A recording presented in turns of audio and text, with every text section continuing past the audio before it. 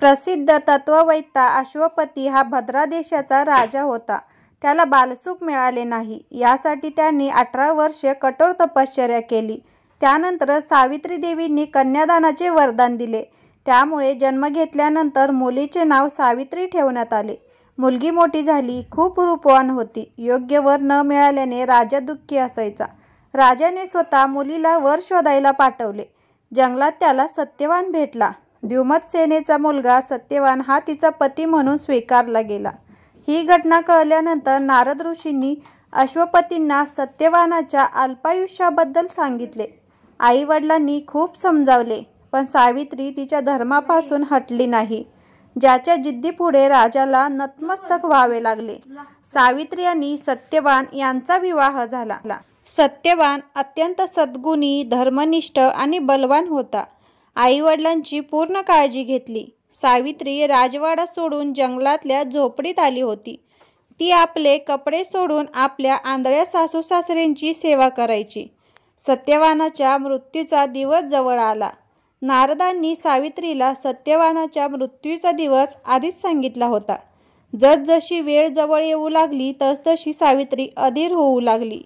त्यांनी 3 दिवस आधीच उपवास सुरू केला. नारद मुनींच्या सांगण्यावरून पितरांची पूजा केली. रोजच्या प्रमाणे सत्यवान लाकूड तोडण्यासाठी जंगलात जाऊन अन्न बनवू लागला, म्हणून सावित्री त्याच्याबरोबर गेली. सत्यवानाच्या मृत्यूचा दिवस होता. सत्यवान लाकूड तोडण्यासाठी झाडावर चढला, पण चक्कर आल्याने तो खाली पाला. सावित्रीने आपल्या नवऱ्याच्या मांडीवर डोके ठेवून तिला मिठी मारायला सुरुवात केली.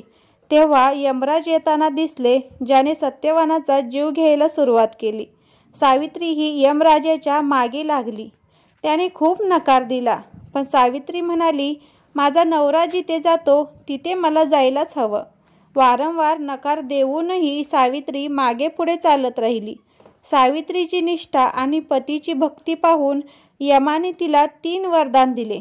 एक एक करून सावित्रीच्या आंधळ्या सासू सासऱ्यांना डोळे दिले. तिला हरवलेले राज्य दिले.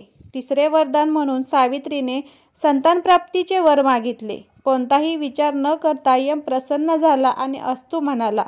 वचनबद्ध यमराज पुढे सरकू लागले. सावित्री म्हणाली की भगवंता, मी एक सद्गुणी पत्नी आहे आणि तू मला संतान होण्याचे वरदान दिले आहे. हे ऐकून यमराजाला सत्यवानाचा प्राण परत करावे लागले. सावित्री त्याच वटवृक्षाजवळ आली जिथे तिच्या पतीचा मृत्यू पडला होता. सत्यवान जिवंत झाला. आई वडिलांना दिव्य प्रकाश मिळाला आणि त्यांचे राज्यही परत आले.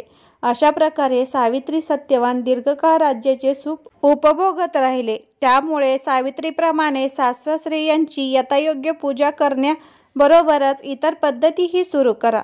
वटसावित्री व्रत पाळल्याने व ही कथा ऐकल्याने व्रत करणाऱ्याच्या वैवाहिक जीवनातील सर्व संकटे दूर होतील. तुम्हाला ही सत्यवान सावित्रीची कशी कथा वाटली जरूर कळवा. आवडले असल्यास लाईक, शेअर, सबस्क्राईब जरूर करा. धन्यवाद.